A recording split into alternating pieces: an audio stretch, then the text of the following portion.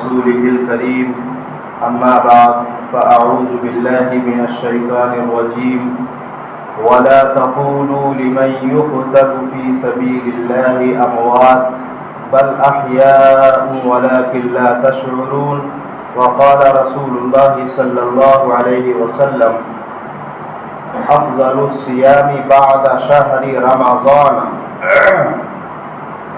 صيام شهر الله المحرم أو كما قال عليه الصلاة والسلام۔ میرے محترم بزرگوں عزیز ساتھیوں، تھوڑا آ گیا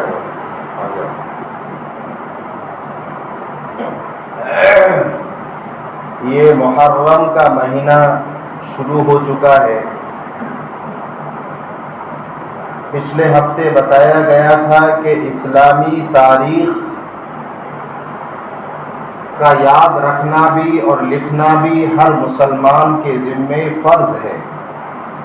جیسے ہم انگریزی تاریخ لکھتے ہیں، ایسے ہی دوسری سائٹ میں چاند کی تاریخ کے لکھنے کا بھی یہ سنت پیدا ہونی چاہیے۔ ہم جیسے بچے کا برتھ سرٹیفکیٹ بنواتے ہیں تو اس کی بیک سائڈ میں چاند کی تاریخ بھی لکھو، کیونکہ ہمارا نمازوں کا نظام، زکوٰۃ کا نظام، روزے کا نظام، وہ سب چاند کی تاریخ سے۔ تو محرم، اس کا ذکر اللہ تعالیٰ نے قرآن کریم میں کیا ہے۔ یہ 4 مہینے ہیں، توجہ سے سنیں گے تو سمجھ میں آئے گا۔ اللہ تعالیٰ نے قرآن کریم میں بیان فرمایا ہے کہ جب سے اللہ نے کائنات کو بنایا ہے 12 مہینے، معلوم ہوتا ہے یہ حساب و کتاب رکھنے کے جو مہینے ہیں یہ ابھی نہیں بنے ہیں۔ یوم خلق السماوات والارض، اللہ تعالیٰ نے جو زمین آسمان کو پیدا کیا اس دن یہ طے کر دیا۔ تو یہ 12 مہینے ہوتے ہیں، چاہے وہ انگریزی سال ہو یا اسلامک سال۔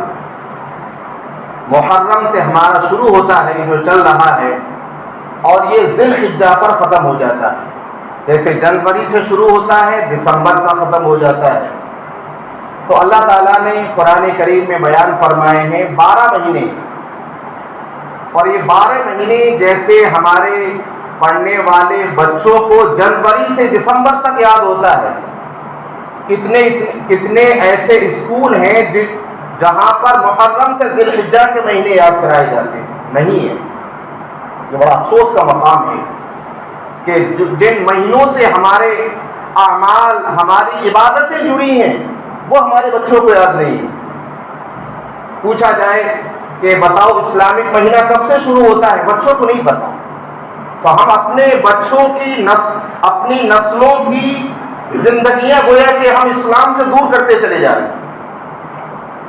بہت ضروری چیز ہے یہ، ہم دیکھیں بچوں کو کس اسکول میں کرا رہے ہیں۔ اگر نہیں ہے ایسے اسکول تو اسے کھولنے کی کوشش کریں۔ تو اللہ تعالیٰ نے قرآن کریم میں فرمایا ان عدۃ الشہور عند اللہ 12 شہرا فی کتاب اللہ یوم خلق السماوات والارض منها 4 حرم۔ اللہ تعالیٰ نے فرمایا کہ دیکھو 12 مہینے، اس میں 4 مہینے عظمت والے ہیں، حرمت والے ہیں۔ اس کا مطلب کیا ہے؟ یہ 4 مہینے کون کون سے؟ پہلے یہ سمجھو، 3 مہینے لگاتار ہیں، ذوالقعدہ، ذی الحج، سال کے اخیر کے 2 مہینے، اور یہ شروع کا 1 مہینہ محرم، یہ 3 مہینے۔ اس کے بعد 1 مہینہ ہے رجب۔ یہ 4 مہینے حرمت والے مہینے کہلاتے ہیں ہمارے اسلام کے اندر۔ کیا مطلب ہے؟ عرب میں ذرا سی باتوں پہ لوگ لڑتے تھے، لیکن جب اسلام آیا بتایا کہ اس مہینے میں لڑائی بند، حتیٰ کہ اگر کسی کو کوئی بدلہ بھی لینا ہوتا تھا تو لڑائیاں بند ہو جاتی تھی۔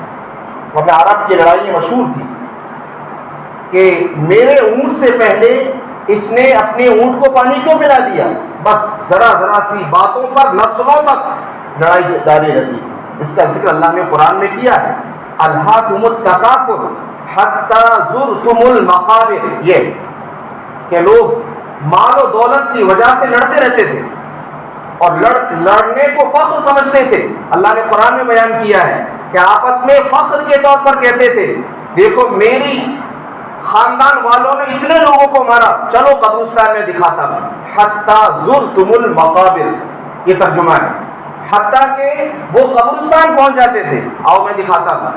یہ حال تھا عرب کا۔ اللہ تعالیٰ نے قرآن نازل کیا کہ کم سے کم 4 مہینے کی عظمت کرو، اور اس میں کا ایک محرم ہے جس میں آج ہم چل رہے ہیں، جس میں چاند کی تاریخ آج 9 ہے۔ تو اس کی تاریخ میں شروع سے بتا رہا ہوں۔ اللہ کے پیارے رسول جناب محمد الرسول اللہ صلی اللہ علیہ وسلم سے پہلے سے اس مہینے کی تاریخ ہے۔ بعض روایات میں آتا ہے کہ آدم علیہ السلام کو جو اللہ نے زمین پر اتارا وہ 10 محرم تھا، آنے والا کل جو ہے سیٹرڈے سنیچر۔ اسی طریقے سے حضرت نوح علیہ السلام کی جو کشتی تھی، تو اللہ کا عذاب آیا تھا پانی کا، کشتی جو رکی تھی جودی پہاڑ پر وہ 10 محرم تھا، یہ پرانی تاریخ ہے۔ یونس علیہ السلام کو مچھلی نے اندر لے لیا تھا، انہوں نے ذکر کیا مچھلی کے پیٹ کے اندر لا الہ الا انت سبحانک انی کنت من الظالمین۔ اتنا وزنی یہ آیت اور یہ کلمہ ہے کہ مچھلی نے بھی باہر نکال دیا۔ یہ پریشانیوں میں مصیبتوں میں اگر کوئی گھر جائے اس کو پڑھنا شروع کر لے، کوئی راستہ نہیں ہے۔ جب آدمی پھنس جاتا ہے کوئی بھی اس کا ساتھ نہیں دیتا، بس اب اللہ اللہ یاد آتا ہے۔ جاؤ دیکھو اسپتالوں میں دیکھو سب نے ہاتھ کھڑے کر دیے، بس اب اللہ ہے۔ نہ ماں نہ باپ نہ بھائی نہ بہن نہ مال نہ دولت نہ رشتے دار، کوئی نہیں، اب اللہ ہے۔ وہاں حضرت یونس علیہ السلام نے کہا لا الہ الا انت سبحانک، اللہ کے سوا کوئی معبود نہیں، بہت بابرکت ذات ہے تیری، انی کنت من الظالمین، میں نے ہی کچھ کوتاہی کر دی ہے۔ اپنے آپ کو اللہ کے سامنے ہم یہ کہیں گے اللہ میں نے غلطی کی، گناہ کیا، اللہ ہماری مصیبت اور پریشانیوں سے باہر نکال دے۔ تو یہ وہی دن تھا 10 محرم۔ حضور اکرم جناب محمد الرسول اللہ صلی اللہ علیہ وسلم کا دور آتا ہے۔ مکہ المکرمہ سے حضور اکرم جناب محمد الرسول اللہ صلی اللہ علیہ وسلم مدینے میں تشریف لے آتے ہیں، اور مدینے میں جا کر دیکھا کہ کیونکہ رمضان پورا مہینے کا روزہ فرض بعد میں ہوا، صرف ایک روزہ فرض تھا، یاد رکھو۔ قرآن کی آیت دوسرے پارے میں یا ایھا الذین آمنوا کتب علیکم الصیام، اے مسلمانوں اب تمہارے اوپر بھی پورے مہینے کا روزہ فرض ہو گیا۔ اس سے پہلے صرف ایک روزہ مسلمان رکھا کرتے تھے۔ جب مدینے میں تشریف لائے تو آپ صلی اللہ علیہ وسلم نے حکم دیا کہ روزہ رکھو 10 محرم کا، یہی ایک فرض تھا۔ آپ صلی اللہ علیہ وسلم کے پاس مدینے کے مسلمان آئے، انصاری جن کو کہا جاتا ہے، اللہ کے نبی یہ روزہ تو یہودی بھی رکھتے ہیں، سمجھنے کی کوشش کرو۔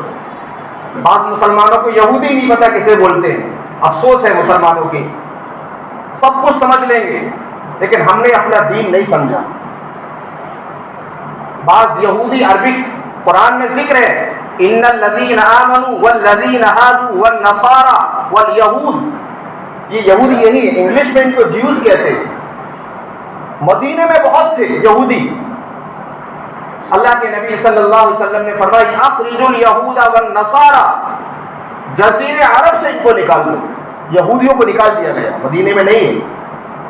لیکن آج بنی اسرائیل جس کو اسرائیل کہتے ہیں، انہوں نے زبردستی ایک ملک بنا لیا، بڑا مسلمانوں پر یہ دھوکہ دھڑی اور پریشان کیا کرتے تھے مدینے میں۔ تو مدینے کے مسلمان اللہ کے نبی 10 محرم کا روزہ تو یہ بھی رکھتے ہیں۔ پوچھا گیا یہودیوں سے، یہودی کون ہے؟ یہ موسیٰ علیہ السلام کو نبی مانتے ہیں، اور ہمارا قرآن کہتا ہے اے یہودیوں موسیٰ علیہ السلام نبی ہیں، بڑے جلیل القدر پیغمبر ہیں، ان پر اترنے والی تورات مقدس بڑی عظمت والی کتاب ہے، لیکن عیسیٰ علیہ السلام کے آنے تک ہے۔ پھر عیسائیوں سے کہا ہم نے، عیسائیوں یہ تمہارا جو انجیل مقدس ہے بڑی بابرکت کتاب ہے، عیسیٰ علیہ السلام بڑے عظمت والے نبی ہیں، لیکن کب تک؟ جب نبیوں کے نبی جناب محمد رسول اللہ صلی اللہ علیہ وسلم نہ آ جائے۔ اب نبی آ گئے، موسیٰ علیہ السلام کا دین جو ہے اب نہیں چلے گا، عیسیٰ علیہ السلام کی کتاب پر عمل نہیں ہوگا، اب عمل ہوگا قیامت تک قرآن پر ہوگا، اور یہ ہونا ہے۔ عیسیٰ علیہ السلام دوبارہ آئیں گے، ابھی ان کو آسمان پر اٹھا لیا گیا ہے، اور آنے کے بعد پوری دنیا میں سب مسلمان ہو جائیں گے، یہ ہونا ہے۔ اللہ تعالیٰ اپنے قرآن پر عمل کر کے دکھا دے گا، اے میرے بندو اب کرو قرآن پر عمل، یہ ہونا ہے۔ بہرحال تو یہ اللہ کے نبی جناب محمد رسول اللہ صلی اللہ علیہ وسلم نے جب پوچھا یہودیوں سے تم روزہ کیوں رکھتے ہو، تو انہوں نے پوری تاریخ بتائی کہ ہمارے نبی موسیٰ علیہ السلام آگے، اور فرعون جو ظالم بادشاہ تھا جس نے قتل کرایا بچوں کو، موسیٰ علیہ السلام کے پیچھے پیچھے قتل کرنے کے لیے دوڑ رہا ہے۔ قرآن کہتا ہے جب موسیٰ علیہ السلام آگے بڑھے، قوم رونے لگی، ڈرنے لگی، اے موسیٰ یہ فرعون ہمیں پکڑ لیں گے، جیسے آگے چلتے سامنے دریا، بس اب تو ہم پھنس گئے۔ قرآن بتا رہا ہے موسیٰ علیہ السلام نے فرمایا قال کلا ان معی ربی سیہدین، اے میری قوم ڈرو مت، اللہ میری رہنمائی کرے گا۔ یقین ایسا تھا۔ آج ہم سب سے پہلے نمازوں کو چھوڑتے ہیں، اگر کوئی مسئلہ آ جائے چلو کوئی بات نہیں قرآن چھوڑ دو، پہلے انگلش پڑھ لو، لیکن انبیاء علیہ السلام کے ایسے ایمان تھے، قوم سے کہا ڈرو نہیں، ان معی ربی سیہدین، میرا رب میری رہنمائی کرے گا۔ بس اللہ کا حکم آ گیا، جبرائیل علیہ السلام تشریف لائے، فاوحینا الی موسیٰ، موسیٰ علیہ السلام کو حکم دیا ان اضرب بعصاک البحر، اے موسیٰ اپنی لاٹھی کو دریا پر مارو، فانفلق فکان کل فرق کالطود العظیم۔ قرآن کہتا ہے کہ 12 راستے بنے اور 12 خاندان تھے موسیٰ علیہ السلام کے ساتھ، وہ نکل گئے۔ بس فرعون جیسے ہی بیچ میں پہنچا، اللہ نے دریا کو ملا دیا، وہ غرق ہو گیا، فرعون کی ساری قوم غرق اور ڈوب گئی۔ تو یہ 10 محرم کا دن تھا، اس خوشی میں ہم روزہ رکھتے ہیں۔ معلوم ہوتا ہے کہ روزہ بڑی اہم چیز ہے۔ اگر کبھی کوئی پریشانی سے آپ نکلے ہوں، کوئی حالات سے نکلے ہوں، اللہ نے ہمیں بچایا ہو، پریشانیوں سے گھرے ہوئے تھے اللہ نے بچا لیا، اب اس کی یاد میں کبھی کبھی روزہ رکھوں۔ یہ روزہ اللہ کو بڑا پسند ہے۔ جیسے نماز میرے نبی کی آنکھوں کی ٹھنڈک ہے، ایسے ہی روزہ بھی اللہ کو، روزے دار کے نکلنے والی جو بدبو ہے معدے کی، پیٹ کی، اللہ کو مشک سے زیادہ اچھی لگتی ہے۔ تو یہ 10 محرم کا دن تھا، لیکن آپ صلی اللہ علیہ وسلم نے فرمایا اپنے مسلمانوں سے، اے مسلمانوں روزہ تو تم رکھتے ہو، لیکن آئندہ سال اگر میں زندہ رہا تو ایک روزہ اور ملاؤ۔ یہودیوں کی مشابہت نہیں کرنی ہے، عبادت میں بھی نہیں ہے۔ یہ آپ کو کبھی پتا، قرآن کہتا ہے 19ویں پارے میں لا تسجدوا للشمس ولا للقمر، جب سورج نکلے سجدہ نہیں، جب سورج ڈوبے کوئی سجدہ نہیں، منع ہے۔ سورج ڈوب رہا ہے کوئی نماز نہیں، سورج نکل رہا ہے کوئی نماز نہیں۔ وجہ کیا؟ کیوں نہیں ہے؟ اس کی وجہ علماء نے لکھی ہے، اس وقت لوگ سورج کی پوجا کرتے ہیں، سورج کو کوئی پانی پلاتا ہے، کوئی سورج کی عبادت کرتا ہے، اللہ نے منع کر دیا وہ جھوٹی عبادت کرتے ہیں، تم سچی بھی نہ کرو۔ تو اس لیے آپ صلی اللہ علیہ وسلم نے فرمایا اگلی سال میں اگر زندہ رہا ایک روزہ ملاؤں گا۔ اس حدیث میں آتا ہے سومو، ایک روزہ اور ملا لو، چاہے پہلا چاہے بعد کا، اس لیے 2 روزے 9-10 رکھو یا 10-11۔ تو یہ روزہ رکھنا کب تک فرض تھا؟ جب تک پورے مہینے کے روزے فرض نہیں ہوئے۔ جب قرآن اتر گیا پورے مہینے کے روزے فرض ہو گئے، اب یہ سنت بن گئے۔ اس لیے حدیث میں نے پڑھی آپ کی حدیث مسلم شریف کی روایت، افضل الصیام بعد شہر رمضان، رمضان کے مہینے کے بعد سب سے افضل روزہ کون سا ہے؟ صیام شہر اللہ المحرم، سب سے افضل روزہ محرم کا روزہ ہے۔ اس لیے اللہ کے نبی صلی اللہ علیہ وسلم نے فرمایا کہ مجھے امید ہے کہ جو روزہ رکھے گا اللہ تعالیٰ اس کے 1 سال کے پچھلے گناہ معاف کر دے گا۔ تو پچھلے گناہ ہمارے سب اللہ معاف کر دے گا۔ تو یہ تو ہمارے اس تاریخ ہے۔ اسی طریقے سے یہ سلسلہ چلتا رہا۔ آپ صلی اللہ علیہ وسلم کے بعد 30 سال تک خلافت کا دور چلا ہے۔ سمجھنے کی کوشش کرو۔ حضرت ابو بکر تقریباً 2.5 سال کے قریب خلیفہ بنے، عمر رضی اللہ عنہ تقریباً 10.5 سال کے قریب خلیفہ بنے، حضرت عثمان غنی بھی تقریباً 12 کے قریب بنے، پھر حضرت علی کا اس طریقے سے تقریباً 30 سال یہ خلیفہ بنے۔ اس کے بعد پھر حضرت امیر معاویہ رضی اللہ عنہ ان کا دور آتا ہے، اور یہ 30 سال حکومت کرتے ہیں، 60 سال ہو گئے۔ 60 سال کے بعد امیر معاویہ رضی اللہ تعالیٰ عنہ نے یزید کو نامزد کر دیا کہ میرے بعد ان کی خلافت چلی۔ جب تک صحیح تھا یزید، اور امیر معاویہ بہت بڑے اللہ والے صحابی، جیسے ہی امیر معاویہ کا تشریف لے کر انتقال ہوتا ہے، یزید فوراً اپنا خلیفہ بن جاتا ہے اور بادشاہ بن جاتا ہے۔ ادھر اللہ کے نبی صلی اللہ علیہ وسلم کے نواسے حضرت فاطمہ، اللہ کے نبی کی بیٹی لخت جگر، اللہ کے نبی صلی اللہ علیہ وسلم نے فرمایا فاطمہ بضعۃ منی، فاطمہ میری لخت جگر ہے، جگر کا ٹکڑا ہے۔ جب سب سے پہلے بیٹے حضرت فاطمہ کے حضرت حسن بڑے ہیں پیدا ہوئے، پوچھا اللہ کے نبی نے علی رضی اللہ تعالیٰ عنہ سے اپنے داماد سے کیا نام رکھا بیٹے کا؟ کہ حرب۔ فرمایا نہیں، حرب نہ رکھو، حرب کے معنی آتا ہے لڑنے والا، مجاہد، بہادر۔ فرمایا نہیں، ان کا نام حسن رکھو، حسن رکھ دیا گیا۔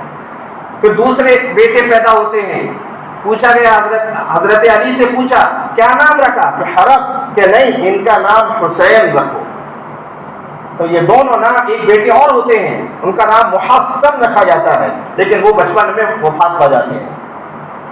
حضرت حسین رضی اللہ تعالیٰ عنہ کے کانوں میں، سیدھے کان میں اذان دی گئی اور الٹے کان میں تکبیر اللہ کے نبی صلی اللہ علیہ وسلم نے دی۔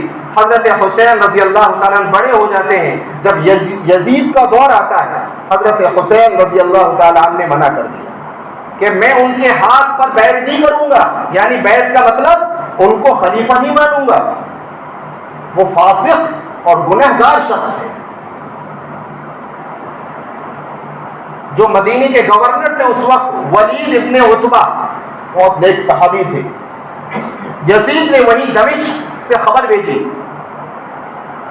کہ حضرت حسین رضی اللہ تعالیٰ عنہ کو بلا کر اور ان سے بیعت لے لی جائے، اگر نہ لیں تو ان کو قتل کر دیا جائے، یہ خبر بھیجی۔ یہ ظلم شروع ہوا۔ رات میں بلایا گیا حضرت حسین رضی اللہ تعالیٰ عنہ کو، ولید ابن عتبہ نے بلایا اور خاموشی سے بتایا کہ یزید نے یہ خبر بھیجی ہے، تم بیعت کر لو، مان لو ان کو، ورنہ تمہیں۔ حضرت حسین رضی اللہ تعالیٰ عنہ نے فرمایا کہ یہ گردن کٹ تو سکتی ہے، جیسے کسی نے شعر کہا کہ گردن کٹا کر یہ دکھا گئے کربلا والے، گردن کٹا سکتے ہیں مگر جھکا نہیں سکتے خدا والے۔ حضرت حسین رضی اللہ عنہ فرمایا کہ نہیں، ایسا نہیں ہو سکتا، کسی غلط آدمی کے ہاتھ میں اسلام کی بات تو چلی جائے، ہم اپنا حاکم کسی غیر منصف کو بنا لیں، ایسا نہیں ہو سکتا۔ بس وہ رات کو انہوں نے اپنا سفر شروع کیا۔ حضرت حسین رضی اللہ تعالیٰ عنہ مدینے سے مکہ پہنچ گئے۔ مکہ پہنچنے کے بعد کوفے والوں نے، جو عراق کا شہر ہے، بڑے خط لکھے تو حضرت حسین آپ تشریف لے آؤ، ہم یزید کو خلیفہ نہیں مانیں، ہم آپ کو مانیں گے۔ بہت سارے خط، ہزاروں کی تعداد میں خط آئے۔ مکے سے کوفے کا ارادہ کیا سفر شروع کرنے کا، بڑے بڑے صحابہ نے روکا، حضرت عبداللہ بن عمر رضی اللہ عنہ نے روکا، لیکن نہیں مانے۔ حضرت حسین رضی اللہ عنہ ارادہ کر لیا۔ پھر مشورہ صحابہ نے یہ دیا کہ کسی صحابی کو بھیجو، جاؤ دیکھو پہلے کیا منظر ہے وہاں پر، ایسا نہ ہو کہ تمہیں ختم کر دیں، شہید کر دیں۔ ایک صحابی مسلم بن عقیل، ان کو بھیجا گیا ہے۔ جا کر انہوں نے حالات دیکھے، حالات بالکل سازگار ٹھیک ہیں. حضرت حسین رضی اللہ عنہ کو خبر بھیجی کہ تشریف لے آئیے، یہاں سب آپ کو ماننے والے ہیں. لیکن جیسے حضرت حسین رضی اللہ تعالیٰ عنہ کا قافلہ 72 حضرات کا، اس میں چھوٹے چھوٹے بچے بھی ہیں، اور حضرت حسین رضی اللہ تعالیٰ عنہ کے اولاد بھی ہیں، جب پہنچتے ہیں تو یزید کو پتہ لگتا ہے، اور یزید نے کہا قافلے کو روکا جائے، ہم ایسے نہیں آنے دیں گے. بس وہ قافلہ کربلا کے قریب پہنچتا ہے. یزید کے پاس، یزید کا ایک شمر نام کا ایک وزیر تھا. یزید نے سوچا بھی چلو بات کرتے ہیں، لیکن شمر نے کہا نہیں، یہ موقع ہے، ان کو یہی تمام کر دیا جائے. پھر وہ شمر آتا ہے اور پھر جنگ ہوتی ہے، مشہور جنگ. اللہ کے نبی جناب محمد رسول اللہ صلی اللہ علیہ وسلم کے نواسے کو وہی شہید کر دیا گیا. 72 کے 72 وہیں شہید کیا گیا، صرف ایک بچے امام زین العابدین. ان سے پھر یہ اہل بیت کا سلسلہ برابر الحمدللہ پوری دنیا میں چل رہا ہے. تو اس طریقے سے یہ بھی جو واقعہ ہوا 10 محرم میں ہوا. بہرحال میں نے مختصراً بتایا کہ اصل 10 محرم جو یہ دن ہے یہ پہلے سے بڑا عظمت والا چلا آ رہا ہے. تو اس میں ہمیں اب کرنا کیا ہے؟ اس میں ہمیں سب سے اہم ہے روزہ رکھنا. ہمیں 10 یا 11 کا ہمیں روزہ رکھنا ہے. جس نے آج رکھ لیا ہے کل کا رکھنا ہے، ورنہ 10 اور 11 کا روزہ رکھنا ہے. روزہ رکھنا سنت ہے، ضروری نہیں ہے، رکھیں گے تو بڑا اجر ہے. بہرحال یہ 10 محرم کی تاریخ ہے جو میں نے بیان کی. اللہ تعالیٰ عمل کی توفیق.